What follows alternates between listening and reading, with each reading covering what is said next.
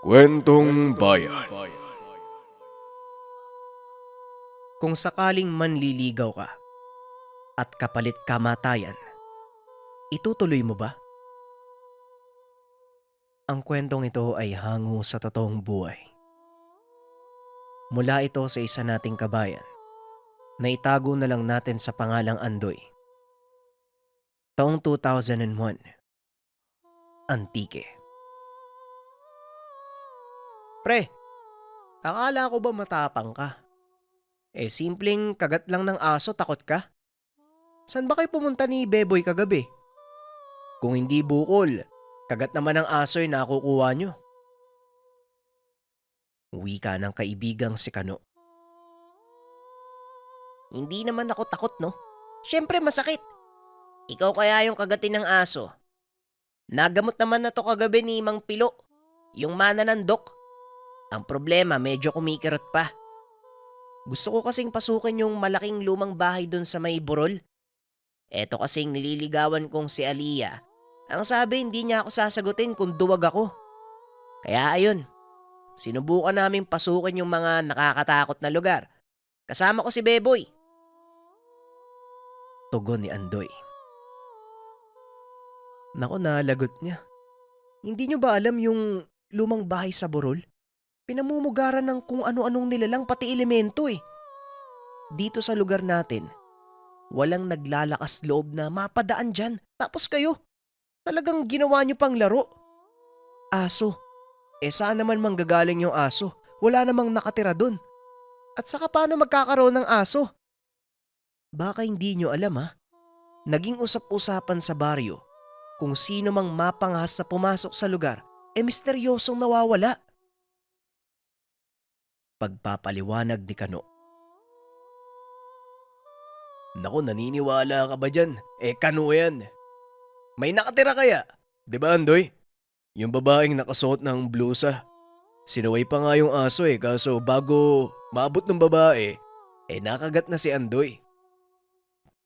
Paano ba naman, napakabagal tumakbo eh. Kakalingon ko sa kanya, natapilok ako kaya ayan, galos ang inaabot ko. Saka alam namin yun, Kano.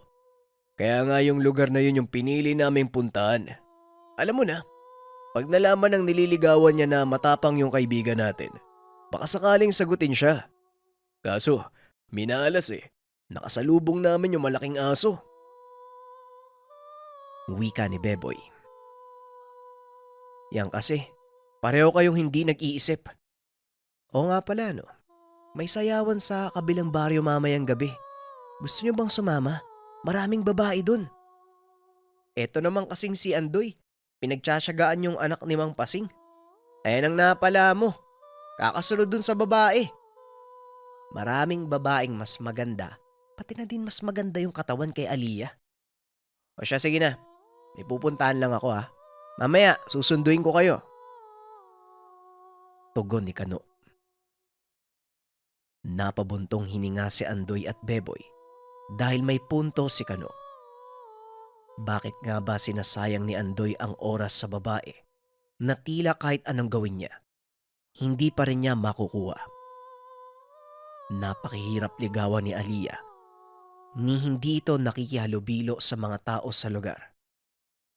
Madalas kasama ang ama sa tahanan na si Mang Pasing, kilalang albularyo.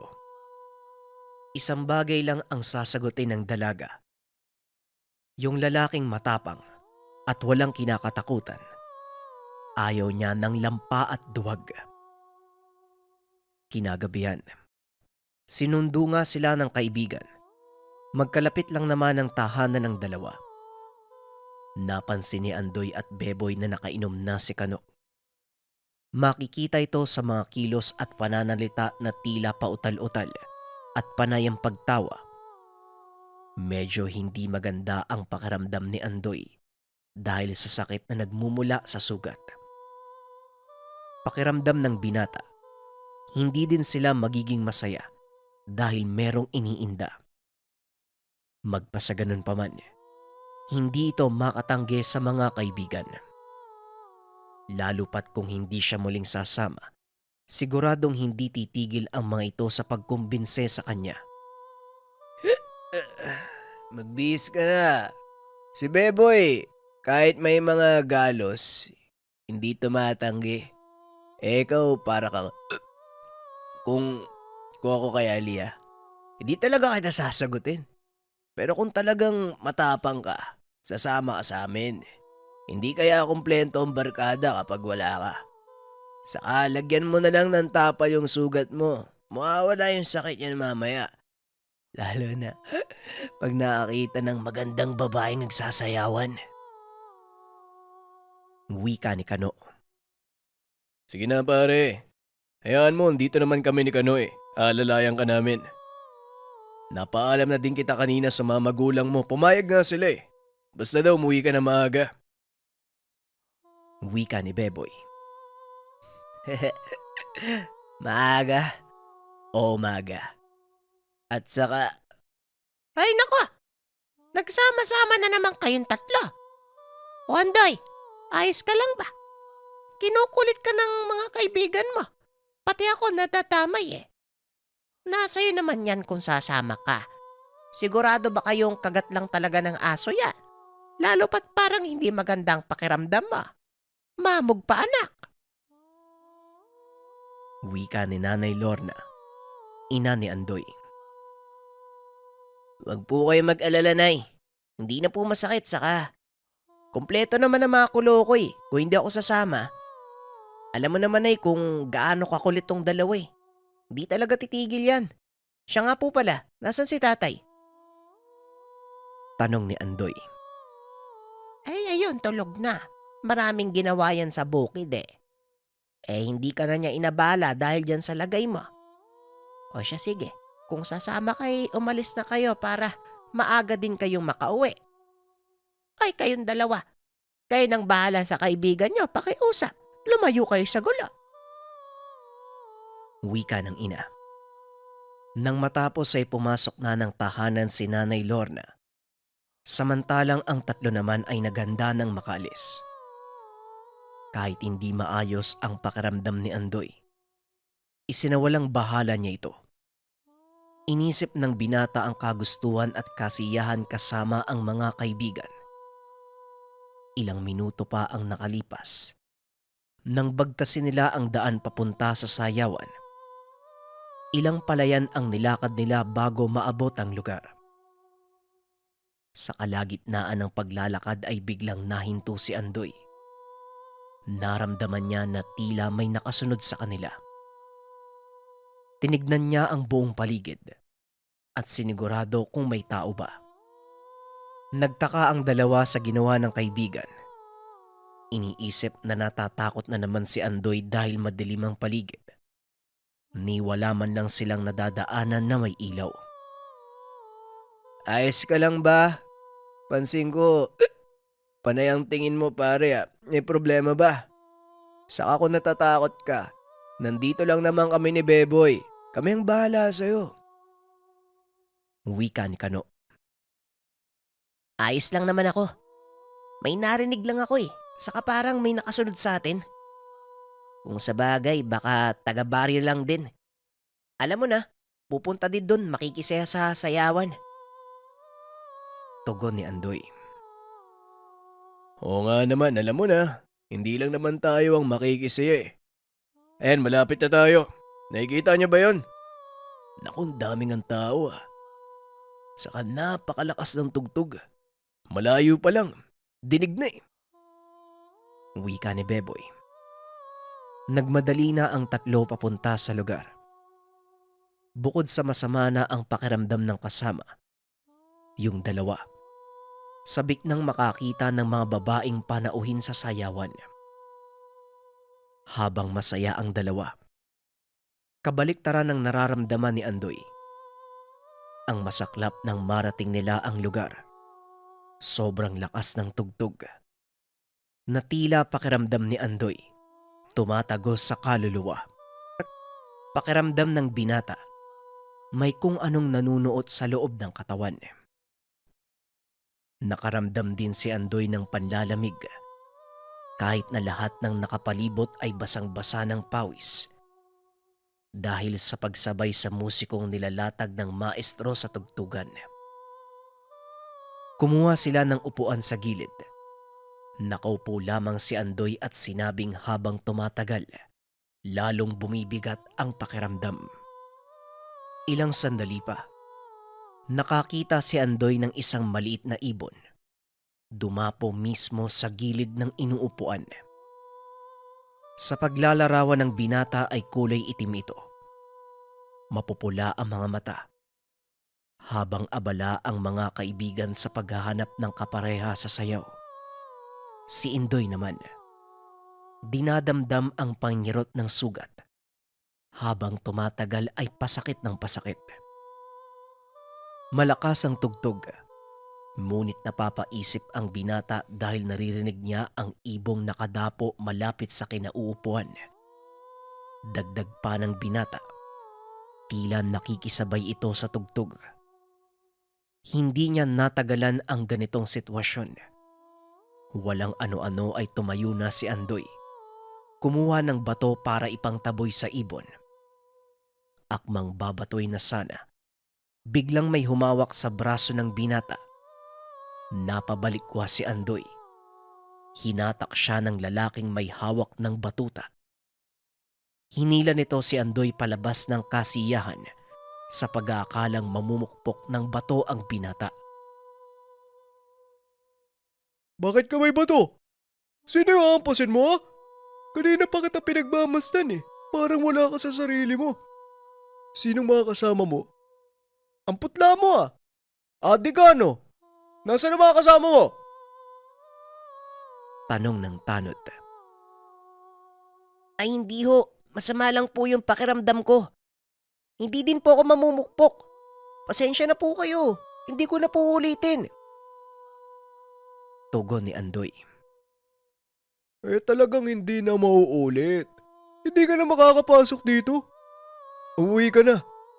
Alam mo palang masama yung pakiramdam mo, nandito ka pa. Sige na, umuwi ka na. Magpahinga ka. Wika ng tanod. Akmang tatalikod na si Andoy nang marinig niya ang tawag ni Beboy. Nag-aalala ito. Habang si Kanu naman ay hindi na nila makita sa dami ng tao. Kinausap ng kaibigan ng tanod at tumingi ng pasensya. Ilang sandali pa inalalayan ni Beboy si Andoy na nooy nahihirapan ng humakbang. Hindi maintindihan ni Beboy kung ano nga bang nangyayari sa kaibigan. Kahit mahirap at malayo ang lakaran, hindi na ito ininda ng dalawa. Habang papalayo sa kasiyahan, mas lalong lumakas ang huni ng ibon at tila sumasabay pa ito sa lakad nila. Pre, naririnig mo ba? Pasensya na, nadamay ka pa tuloy sa nangyari sa akin. Sabi ko naman sa'yo kanina masama talaga yung pakiramdam ko eh. At saka, hindi naman tao yung haampasin ko eh. Yung... Biglang natahimik ang binata. Narinig muli ang huni. Sa isip niya, mapapahamak silang dalawa kung hindi nila bibilisan ang lakad. Walang liwanag sa lugar. Nanalangin na lamang si Andoy na makauwi ng ligtas. Habang binabagtas ang daan, hindi maiwasan ni Andoy na mabahala. Nilakasan niya ang loob. Iniinda ang sakit. Pinilit niya ang kaibigan na tumakbo. Sumunod na lang si Beboy kahit hindi pa maintindihan ng kaibigan. Sa tingin ni Beboy, natatakot lang si Andoy sa dilim. Ilang sandali pa ay naabot nila ang tahanan. Habol hiningang sumigaw si Andoy ng tulong. Ang ingay mo naman, Andoy! Ano ba nangyari? Ay, bakit ganyan yung itsura mo? Ay Diyos ko naman. Beboy, ano bang nangyari kay Andoy? Sige na nga, pumasok na nga muna kayong dalawa. Mukhang may humahabol ata sa inyo. Wika ni Nanay Lorna. Ewan ko nga po kay Andoy eh. Meron daw po siyang narinig na... Naudlot ang pagsasalita ni Beboy dahil bigla na lang nawalan ng malay si Andoy. Naiyak ang ina dahil sa pag-aalala. Kaya maging ang tatay ay tumulong na din na maayos ang kalagayan ng binata. Napapaisip na rin ito kung ano ba talagang nangyari sa anak. Paano po ba? Dadalin po ba natin sa pagamutan? Tatawag po ako ng tulong. Naisip ko po baka may rabies po yung aso eh. Baka po hindi nailabas ng mananandok, kaya po siya nagkakaganyan. Wika ni Beboy. Anong klaseng aso ba yung humabol sa inyo? Kagabi, hindi naman niya naikwento sa akin kung saan kayo nanggaling. Basta na lang siyang pumunta sa mananandok. Ipaliwanag yung nangyari. At kung bakit ganito kalala ang sinapit ni Andoy. Wika ni Tatay Kulas. Kagad namang sinabi ni Beboy ang nangyari. Kahit alam niyang ikakagalit ng mga magulang ng kaibigan. Napamura si Tatay Kulas nang mapag-alaman na galing sila sa lumang bahay sa may burol. Napadasal ang ina at naintindihan kung ano ba talaga ang lagay ng anak. Ilang sandali pa, biglang nanginig ang katawan ni Andoy na tila sinasapian ng demonyo. Naramdaman ni Tatay Kulas na maaari itong makapaminsala kung hahayaan na lamang. Kumuha ng tali si Tatay Kulas. Bigla nitong ginapos ang paa at mga kamay ni Andoy. Batid niyang hindi sa rabis nagmula ang sakit ng anak. Nagmumula ito sa kung anong uri ng nilalang. Kulas, ano bang ginagawa mo? Hindi ka ba naaawa kay Andoy? Ano gagawin natin? Beboy, alam mo ba ang bahay ni Magpasig? Samahan mo ko at magpapatulong tayo. Hindi pwedeng abutan ng umaga na ganito ang kaibigan mo. Baka lumala ang lagay niya. Kulas, ikaw na munang bahala sa kanya. Tatawag kami ng tulong. Wika ni Nanay Lorna. Magdala kayo ng pangontra. Sigurado akong nasa paligid lang natin ang nilalang. Lorna, dalian nyo. Napakadelikado ng lagay ng anak natin. Wika ni Tatay Kulas. Patawarin niyo po ako. Sana hindi ko hinayaan na umabot sa ganito eh. Pare, tibayan mo lang yung loob mo. Kapit lang pare, magdasal ka! Wika ni Beboy. Kahit walang tugon ng kaibigan ay hinayaan niya na lang. Nagmamadali na itong sumama sa ina ng kaibigan. Dala ang itak at sulo, maging ang garapon na may asin. Bit-bit ng dalawa, habang binabagtas ang daan papunta sa tahanan ng manggagamot. Habang nasa daanan, naramdaman ni Beboy ang sinabi ni Andoy kanina na may nakasunod sa kanila. Binuksan ng binata ang garapon ng asin. Walang pag-aalinlangan. Dumukot sabay-saboy sa kung saan-saang direksyon. Ganon din ang ginawa ni Nanay Lorna hanggang sa makarating sila sa tahanan ng manggagamot. Nahihiyaman dahil alam nilang makakaistorbo sila sa taong nagpapahinga. Kinapalan ng ina ang muka. Inisip ang buhay ng anak. Ilang sandali pa, pinagbuksan sila ng dalaga. Si Aliyah ang bumungad sa tapat ng pintuan habang nakasunod ang ama. Sinipat kung sino ang nasa labas ng tahanan. Mabaging langit. Naku anak, papasukin mo sila. Biglang bumigat ang paligid. May dala-dala pa kayong itaka. Abay, akala ko naman papatayin nyo kami. Natakot tuloy ako. Pero ramdam ko ang lansa. Ramdam ko ang alinsangan. Wika ni Mang Pasing. Ay, pasensya na po kayo, Magpasig. Kailangan po namin ng tulong nyo. Yung may nangyari po sa... Naudlot ang pagsasalita ni Nanay Lorna. May sumusunod sa inyo. Ramdam ko. Aliyah, kunin mo ang gamit sa kwarto. May kailangan tayong tulugan. Wika ni Mang Pasing. Nanay po kayo ni Andoy, di ba? Ano pong nangyari? Sige po, kukunin ko na. Tay, sasama po ako. Tugon ni Aliyah. Bilisan mo na, mamaya na tayo mag-usap.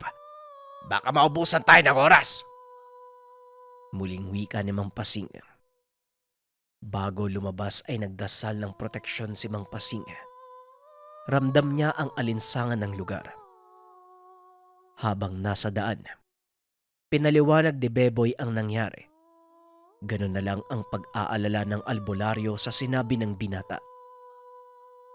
Ayon sa manggagamot, matagal nang walang naninirahan sa bahay na yun, maliban na lang sa sinumpang nilalang. Ang hindi niya lang maintindihan, bakit sinubukan ng dalawang pasukin ng lugar. Habang naglalakad ay hindi maiwasang makaramdam sila ng tensyon. Lalo pa nang may marinig silang alulong kasabay ng pag-angil ng hayop sa hindi kalayuan. Patuloy lang naman na nagsaboy ng asin si Beboy. Ilang sandali pa ay nasa harap na sila ng tahanan. Nanlaki ang mga mata ng albularyo nang makita ang malaking anino na bumabalot sa buong tahanan. Sa paglalarawan ng manggagamot, tila gustong wasakin ng anino ang buong tahanan. Napausal ang matanda ng mataas na uri ng orasyon. Habang si Nanay Lorna naman, patuloy lamang na nagdarasal.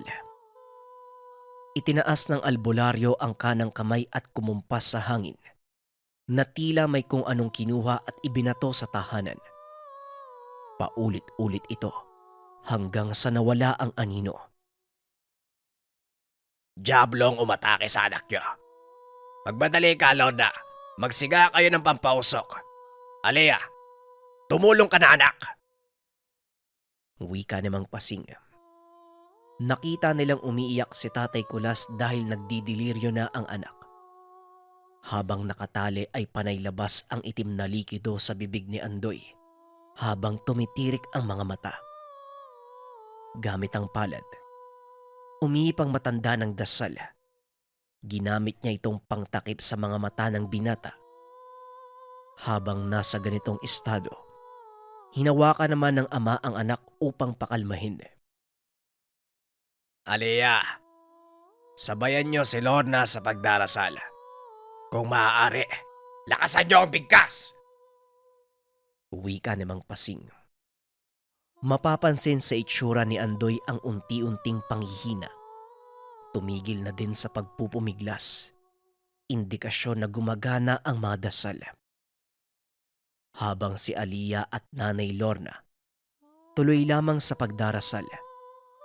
Panay naman hilot ng manggagamot sa buong katawan ng binata na kasalukuyan na dumadaing.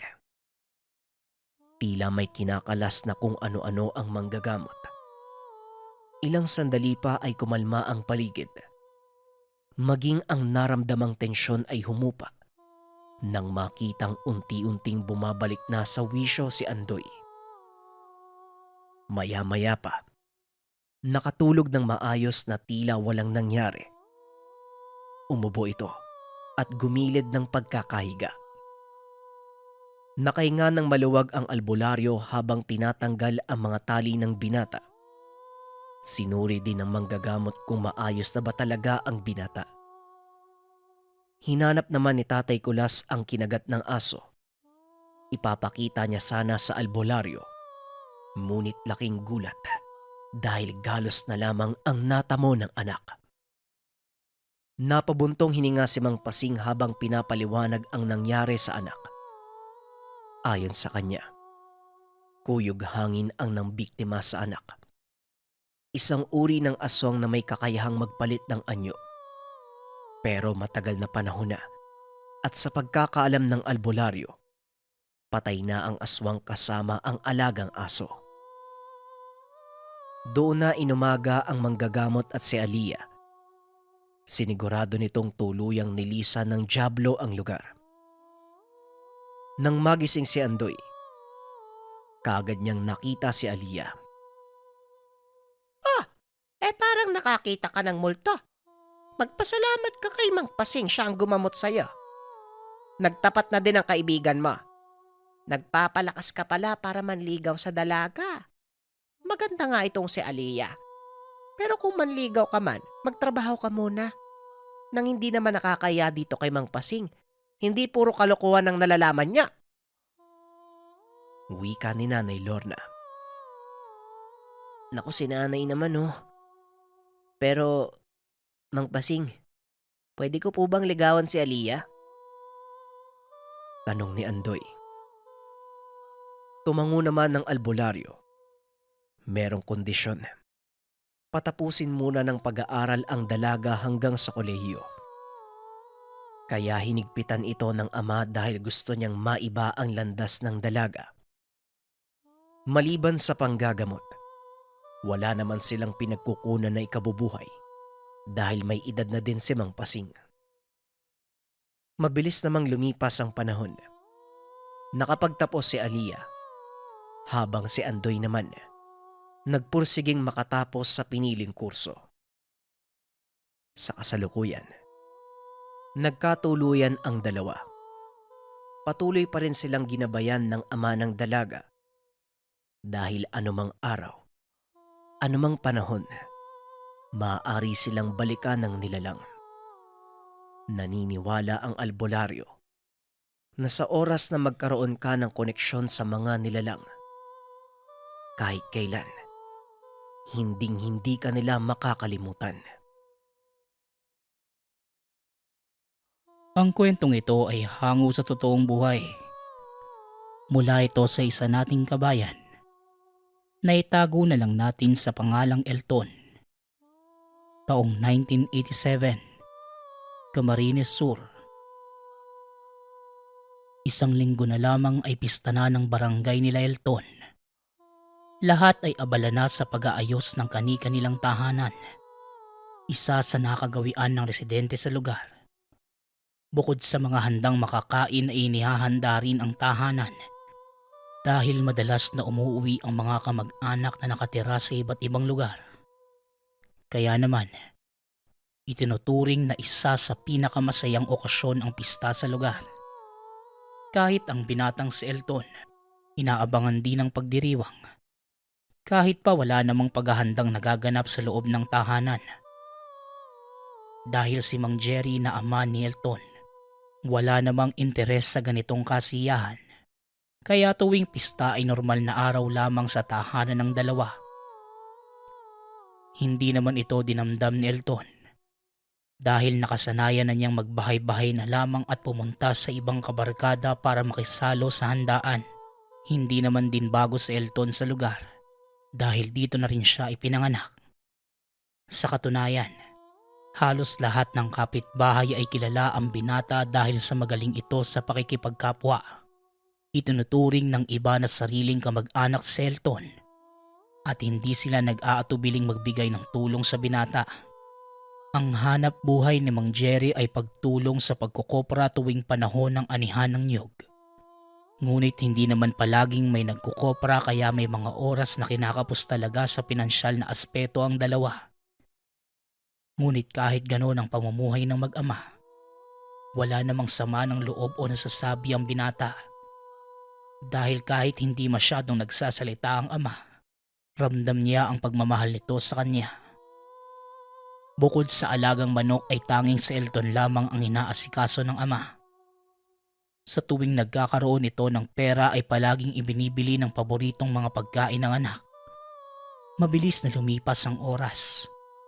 Namalaya na lamang ni Elton na araw na ng pista. Madaling araw pa lamang ay naririnig na mula sa kinahihigaan ng yabag ng mga taong dumadaan sa labas. Hindi man nakikita. Ngunit batid niyang karamihan sa mga ito ay taga Maynila dahil Tagalog ang pananalita. Kahit gusto pa mang matulog ay hindi na nagawa pa dahil sa sobrang ingay ng paligid. Ang iba naman ay nag-uumpisa ng magkatay ng baboy. Kabi-kabila na rin ang pagpapausok na pumapasok naman sa kwartong kinahihigaan. Bumangon na lamang ang binata at nag-init ng tubig. Dahan-dahan lamang siya sa ginagawa dahil mahimbing pang natutulog ang ama. Matapos naman makapagtimpla ng kape ay naupo ito sa bakuran. Kaliwat kanan na ang nag-iimbita sa binata na pumunta sa kanilang tahanan. Tumango lamang si Elton hanggang sa biglang dumating ang matalik na kaibigan at niyaya siya nito. Nagmamadali namang bumalik sa loob ng tahanan si Elton At naabutan nagising na si Mang Jerry kaya maayos itong nakapagpaalam. Pagdating naman sa tahanan ng kaibigan, kahit maaga pa ngunit lahat ng naroon ay gising na. Papabinyagan din nila ang isa sa mga batang nakatira doon kaya magarbo talaga ang handaan. Buong maghapon ay naroon lang ang binata at pagpatak ng bandang 6:00 ng gabi. Nang makauwi ito habang dala ang pagkaing itinabi sa ama, hindi niya nakita si Mang Jerry sa bakuran kaya dumiretso na ito sa loob. Patuloy lamang sa pagtawag ang binata ngunit wala namang sumasagot. Kaya pumunta na siya sa likod ng tahanan. Doon niya naabutan ng ama na abala sa pagpapatalim ng napakahabang kawayan. Kaagad na nagtanong sa Elton kung saan ito gagamitin ni Mang Jerry. Ngunit hindi naman tumugon pa ang ama. Bakas sa pagmumukha nito na seryoso sa ginagawa kaya hinayaan na lamang ito ni Elton. Maya-maya pa, nang tuluyang matapos ay naglakad ito diretso sa gubat. Nang mga oras na yon, may kung anong kakaibang naramdaman si Elton kaya minabuti niyang sundan ng ama. Habang patuloy sa paglalakad, napansin ito na nagagawi ang ama papunta sa parte kung saan naroon ang pinapahingahan nilang kubo. Noong bata pa si Elton, nagtayo ang ama nito ng kubong pahingahan. Dito araw-araw na naglalaro ang bata kaya malapit talaga sa puso ni Elton ang lugar na yon. Ngunit sa pagdaan ng mga araw, malimit na rin kung pumunta dahil sa pagiging abala sa buhay. Mas pinipiling makipagkapit bahay ng binata kaysa mag-isang tumambay sa kubo. Samantala, nang makarating sa lugar ay napansin ng binata ang matandang lalaking nakagapos sa lubid. Sa sobrang higpit ng pagkakatali ay bahagyang dumudugo na ang balat ng matanda. Nagmamadali naman na lumapit dito si Mang Jerry. Walang pag-aatubiling itinarak malapit sa puso ng matanda ang hawak na pinatalim na kawayan.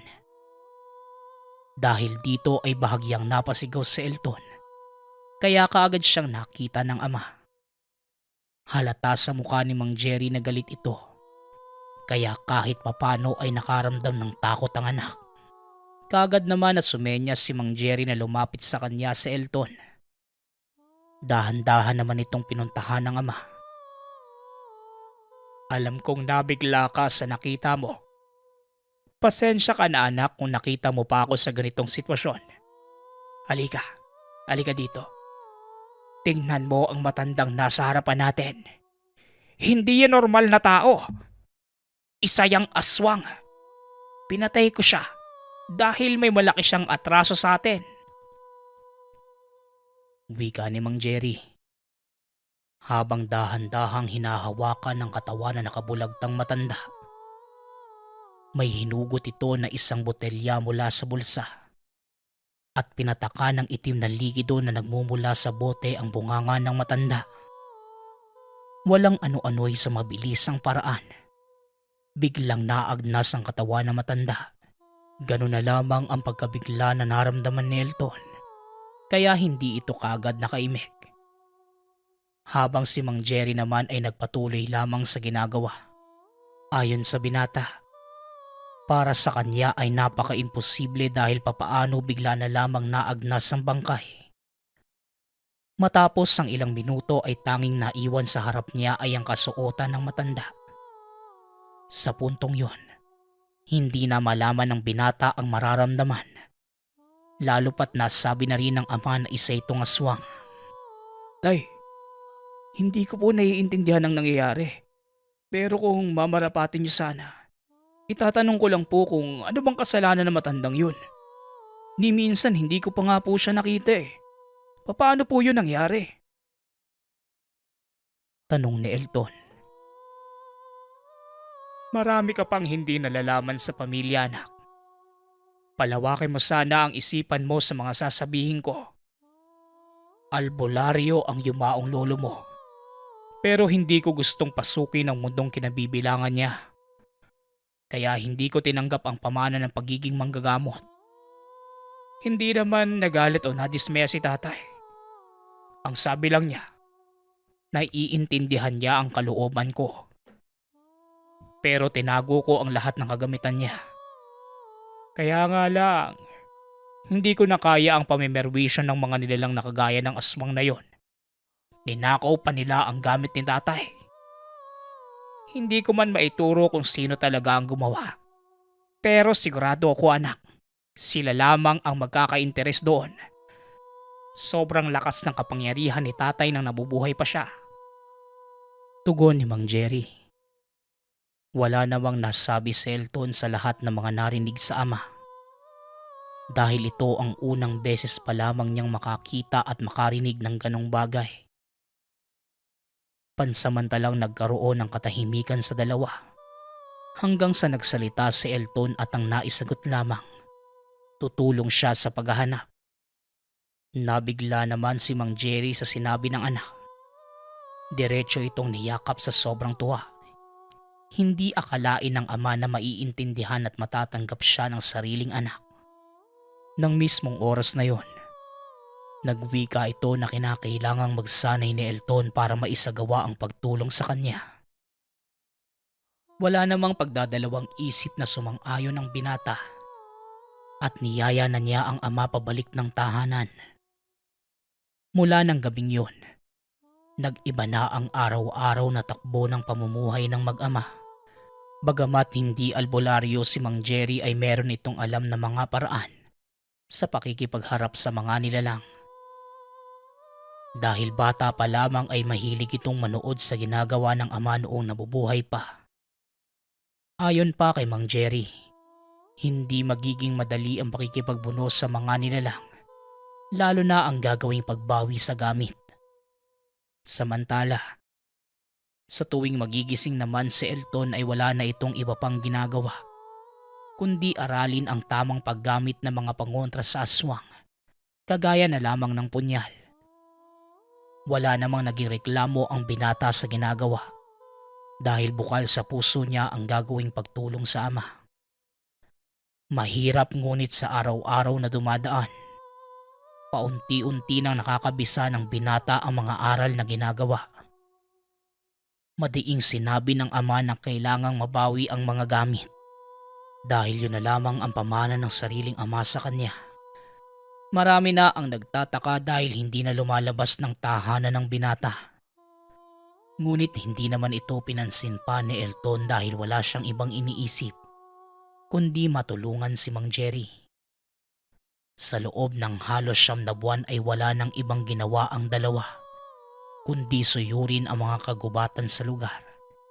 Dahil hindi pa naman sanay si Elton sa mga pamamaraan ng ama, nagmamasid lamang at sa araw-araw na ginagawa ay may natututunan.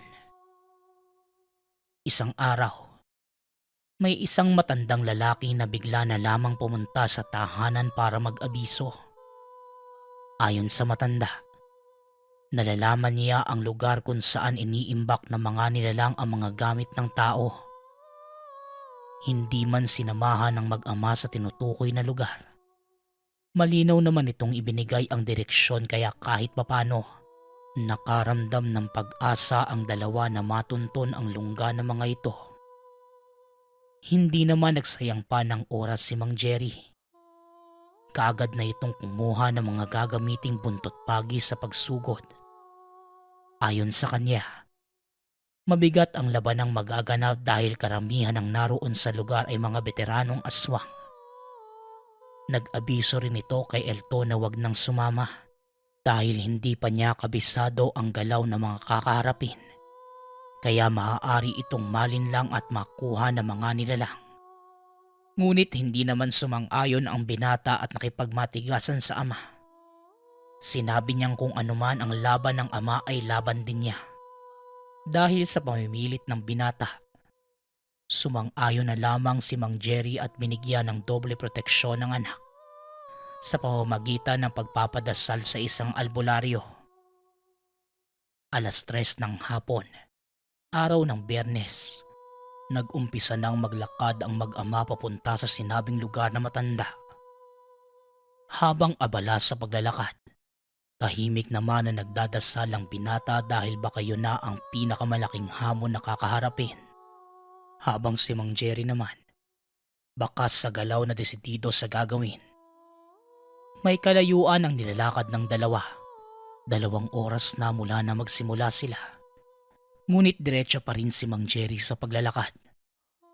Maya-maya pa, nahinto na rin ito kaya napaupo na lamang si Elton sa isang lilim ng puno. Magmula sa kinauupuan, napalingon naman ito at nakita ang isang tahanan na gawa sa pinagtagpi-tagping kawayan. Hindi naman nagaksaya pa ng panahon si Mang Jerry at kaagad nitong pinuntahan. Dahan-dahan lamang ang ama sa paglalakad at makalipas pa ang ilang minuto. Matapos na tumingin sa loob ng tahanan, lumapit na ito kay Elton at sinabing, Ito na ang pinakaiintay natin, anak.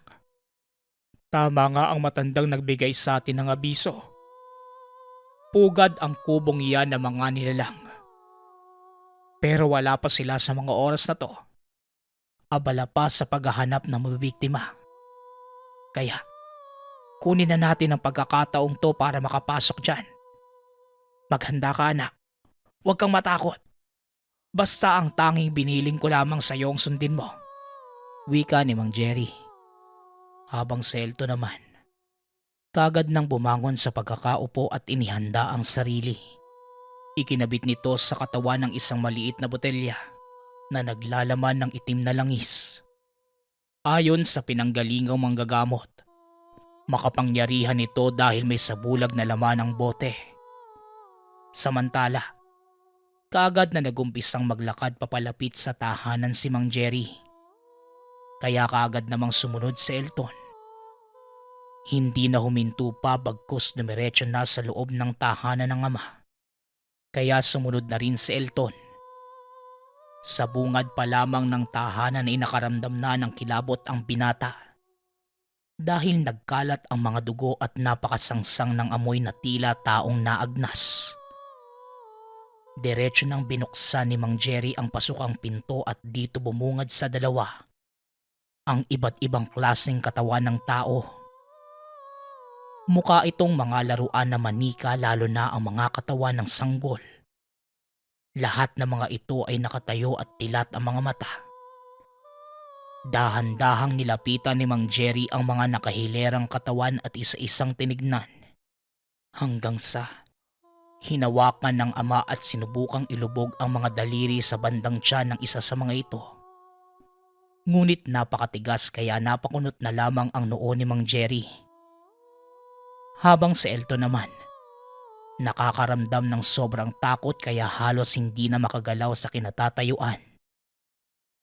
Maya-maya pa, binuksan na ni Mang Jerry ang pinto papunta sa isang kwarto. Dito malinaw na nasilayan ng dalawa ang nakatambak na mga gamit ng albularyo. Samut-saring libreta, uri ng patalim, mga langis, at iba't ibang gamit ng manggagamot na nakatambak lamang sa silid. Dahil sa nakita ay kaagad nang naghalongkat si Mang Jerry. Tulungan mo na nga ako, Elton. Buksan mo ang lahat ng libreta. Kapag may nakita kang marka ng sungay ng kalabaw sa unang bahagi, kunin mo. Yan ang tanda ng gamit ni tatay. Wika ni Mang Jerry. Kagad namang kumilos si Elton at isa-isang binuklat ang mga libreta. Hindi naman nagtagal at nakuha na rin ang pinapahanap ng ama. Kaya dumiretso na itong inilagay sa bulsa. Maliban doon, tanging si Mang Jerry na ang naghanap ng iba pang mga gamit. Hanggang sa makarinig si Elton ng mga yabag papalapit sa kanya. Paglingon ay nasilayan ng nilalang. Bahagyang mas matangkad ito sa normal na tao. Purong itim ang katawan at may mapulang mga mata. Ang nakaagaw atensyon dito ay ang paglalakad na tila unggoy. Nang makita ito ni Mang Jerry ay wala namang pag-aatubiling tinarak nito ang dalang punyal. Dahilan ng pagkawala ng malay ng nilalang. Nang masiguradong hindi na ito humihinga, lumapit si Mang Jerry kay Elton. Iniabot ang pulang tela na nakabalot sa mga hindi malamang bagay. Kasabay nito, Nag-abiso na ang ama na tumakbo na si Elton ngunit tumanggi ang binata. Inulit na lamang ni Mang Jerry ang pili na sundin ang lahat ng iuutos. Sabay tulak papalabas kay Elton. Sa pagsubsob sa pasukan ng tahanan, ganun na lamang ang panlalaki ng mga mata ng masilayan ng isa pang nilalang. Kaparehas ang itsura sa napaslang ng ama. Kaagad nang bumangon ang binata at dumiretso na lamang sa paglayo sa lugar dahil halos sunod-sunod na ang paglabas ng mga nilalang. Nang bahagyang nakalayo sa tahanan, pumwesto lamang ito sa lilim ng puno. Magmula doon ay naririnig niya ang mga ungol ng nilalang. Labis ang pag-aalalang nararamdaman dahil mag-isa lamang ang ama. Walong ano-ano'y biglang may umagaw sa hawak nitong pulang tela. Gamit ang buong lakas ay hinugot ito pabalik. Dumiretso na sa pagtakbo si Elton hanggang makalabas ng bundok. Nang mga oras na yon, nagdadalawang isip pa ang binata kung babalik pa sa lugar. Ngunit mas minabuti nang iuwi muna ang biniling mga gamit ng ama. Nang makauwi sa tahanan, kahit pa alanganing oras na ay bumalik pa rin ito sa lugar. Tila pinagsakluban ng langit at lupa ang nararamdaman ni Elton. Nang makita ang ama na nakatuhog sa kawayan, doon sa pasukang pinto ng tahanan ng mga nilalang. Hindi na rin nakalapit pa ang binata dahil sa marami na ang nagbabantay malapit dito. Yun na ang huling kita ni Elton kay Mang Jerry. Magmula ng araw na yon, kahit babalik-balik sa lugar, hindi na mababawi pa ang ama dahil wala na itong buhay at hindi pa rin ganun kalakas ang loob sa pagharap sa mga nilalang. Dagdag pa ng binata, ang lahat ng mga itinuro ng ama ay hindi man lamang nagamit para mailigtas ito. Sa paglipas ng panahon, paulit-ulit pa rin nakikita ni Elton sa isipan ang itsura ng ama na napaslang ng mga nilalang. Hanggang sa isang araw, nagkaroon ng interes si Elton sa buhay albularyo. Nakilala niya ang isang matandang manggagamot at sinanay siya sa loob ng 10 taon. Sa loob ng mahabang panahong yun, nawala rin sa barangay si Elton. Kaya na makabalik ay gano'n na lamang ang pagkabigla ng mga tao nang makita na ibang-iba na ang katauhan nito. Walang pag-aatubili itong nagpakilala na isa na siyang albularyo. Bagamat wala sa plano ang naging buhay ni Elton, bukal sa puso nitong niyakap ang pagiging manggagamot. Samantala nang balikan nito ang lugar kung saan nabawi ng ama ang gamit ng lolo. Wala na ito at wasak na ang mismong tahanan. Ngunit may isang matigas na bangkay na natira.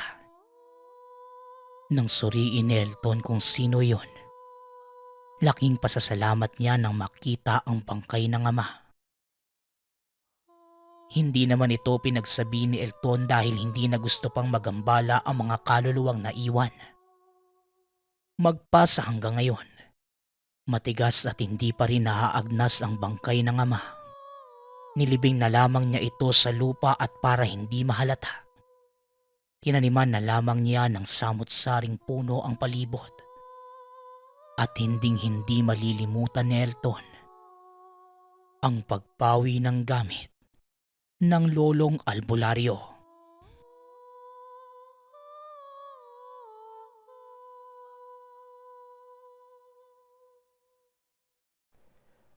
Kwentong Bayan.